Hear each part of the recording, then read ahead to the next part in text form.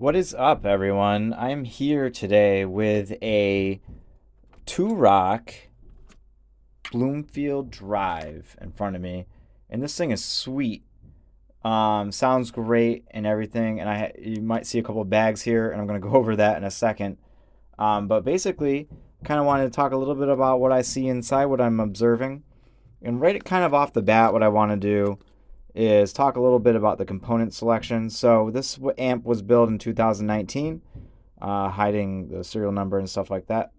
But it was built in 2019, and right around then I realized that there was some component changes from the two rocks that I've seen. And this is, again, just an educational video. I'm not going to go into reverse engineering the circuit or anything like that. But in my hand, and I long suspected that these were going to be Koa spears. And in my hand, I have 100K Koa spear resistors. And these resistors are the plate load resistors. And they are a direct match. So they are half watt Koa spear. They're 400 volt rated resistors. Very good stuff. I'm using them now. I think it's smart that Two-Rock is using them. I looked at them for a bit, and then I saw a gut shot of like Two-Rock where they were, had a gut shot. I forgot what magazine. I think maybe Guitar Player magazine. There was a gut shot, and I sort of saw what they were using and thought that was pretty cool. So what they seem to be getting away from, and maybe using up their stock of these Droloric resistors right here. They seem to be not being used as much, and they're very rarely used in the circuit. Like there's one right here. Maybe those two are the only ones. Oh, here's another. And that's about it. So it looks like those Koa spears are pretty much everywhere. This is actually an NTE right here. So it looks like they're stock of NTE. They might be still using it or depleting it. I don't know. I mean, obviously they're depleting it if they are using it. But I don't really see these NTEs much anymore. And I've ordered brand new NTEs, and they don't have this coating on them.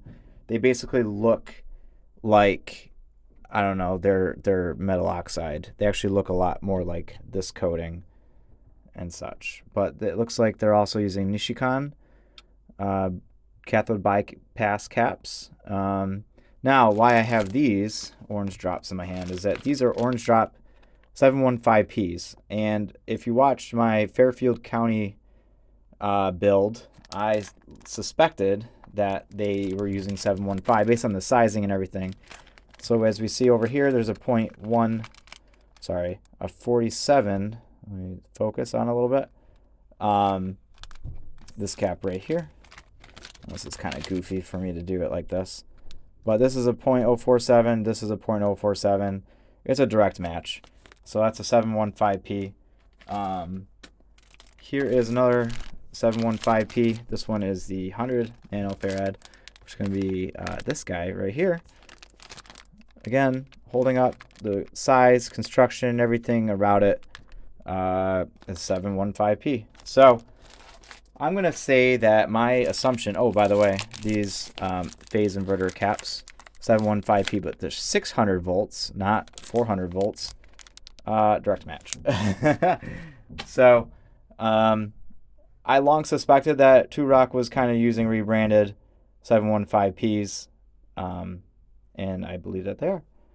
So in here, we're looking at Nishikans again. Here's some IC. And then Nishikans, kind of cool. Their little half power switch is pretty neat.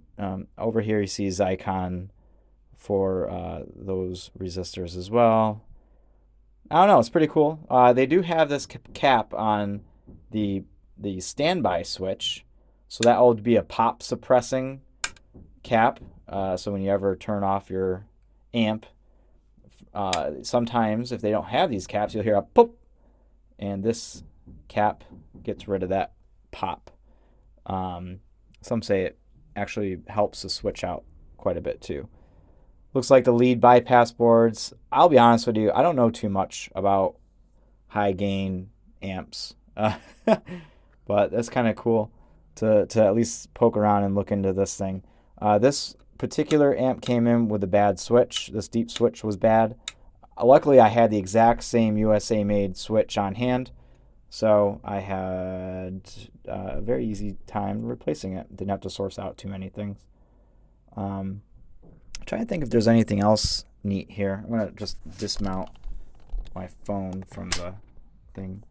So I'm going to get in a little deeper with some pictures.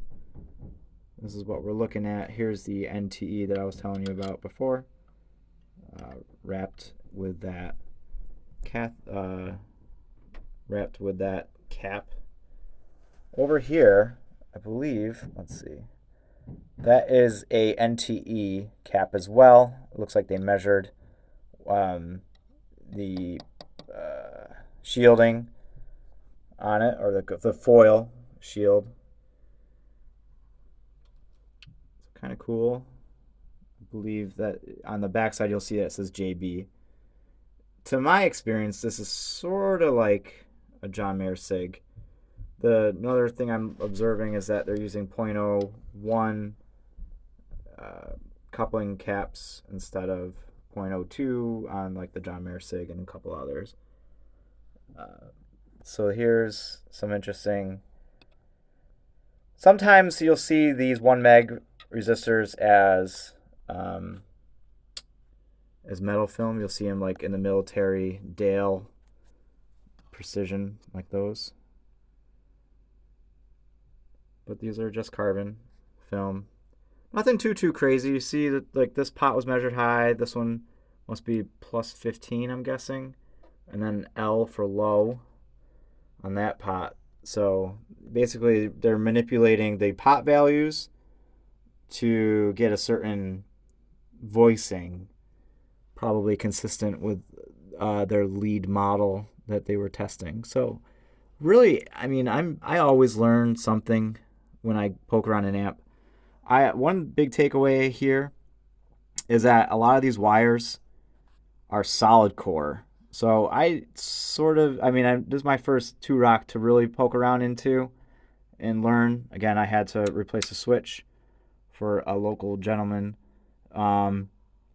So solid core wire is being used here. Some folks on the internet say solid core, could break with all the vibrations and blah, blah, blah. But, this seems to be pretty good quality, obviously. Two-Rock's been using that for a while, it seems. And I guess if it works, it works. I do see that not every wire is solid core. You see like the ground over here, what I presume is the ground, the green, is not solid core. That's stranded is the other kind. So it's kind of neat. This board is like sandwiched, kind of like the old Fenders. Pretty neat. This resistor capacitor pair over here, I believe, is part of the fixed bias network. At least that's what I sort of traced for for the half power, full power switch. So that was kind of interesting. Yeah, you got your multi-taps here. This amp does have the coveted classic tone transformers.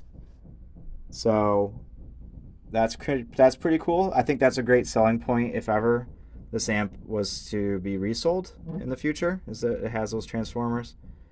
Other than that, I really don't know what else to say. This is just a quick sort of overview. It's a 50-watt model.